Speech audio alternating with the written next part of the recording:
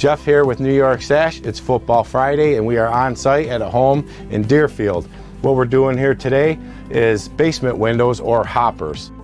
The challenge to a hopper window is typically it's a metal frame inside a block opening.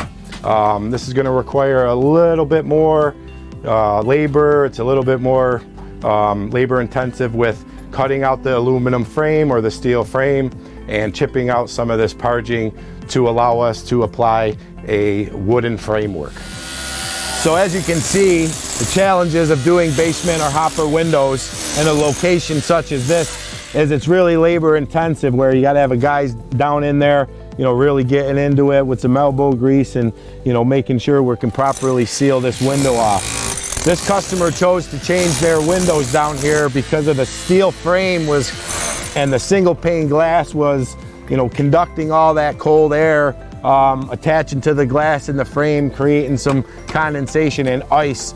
She does work in her basement and does arts and crafts down there, and she just needed a little something to upgrade those windows for more thermal efficiency.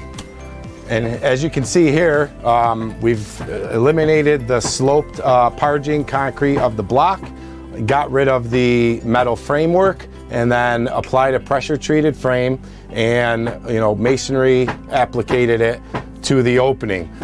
Provided a sill pan flashing underneath to protect the vinyl from the pressure treated lumber. And this is going to be a typical reframe opening for a block or a poured wall foundation basement hopper.